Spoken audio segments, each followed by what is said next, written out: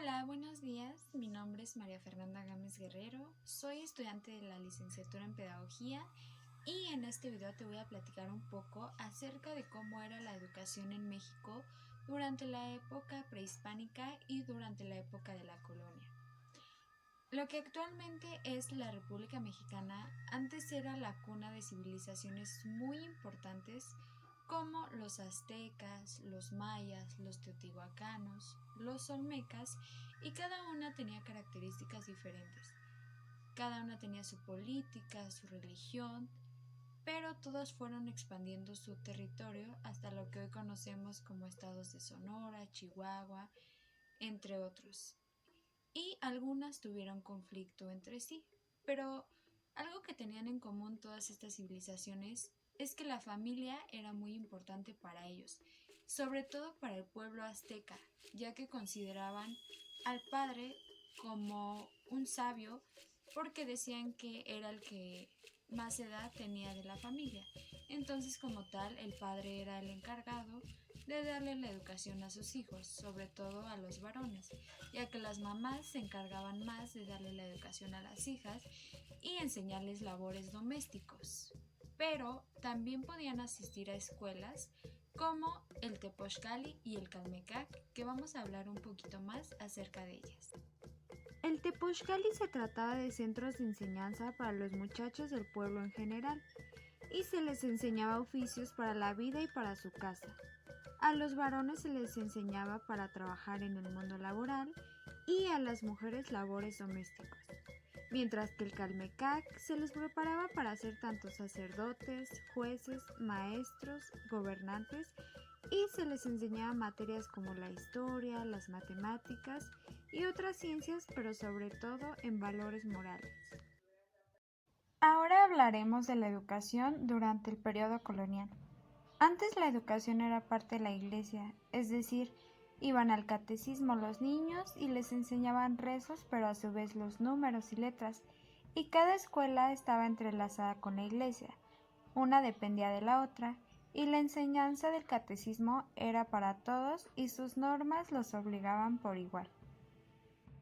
Como mencioné, durante esa época la iglesia era muy importante, y las principales órdenes religiosas del México colonial que llegaron fueron los franciscanos en 1524, después los dominicos en 1526, los agustinos en 1533 y los jesuitas en 1572.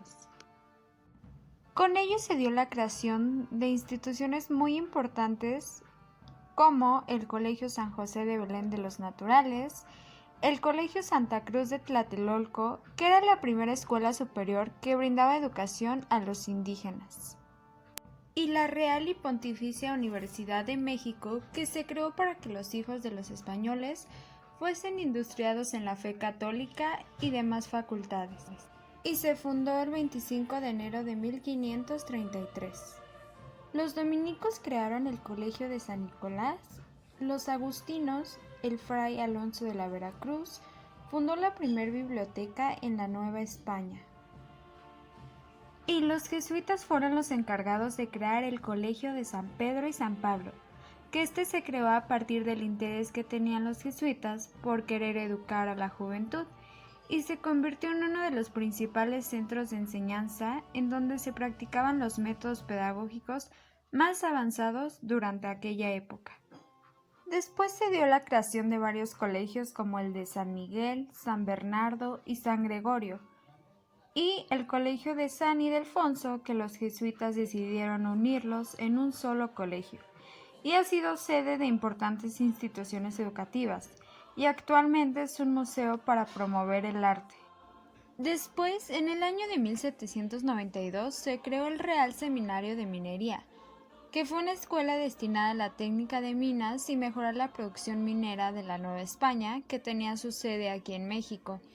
Su origen estuvo relacionado con las reformas borbónicas, ya que querían impulsar la industria minera, y fue una importante institución durante esa época.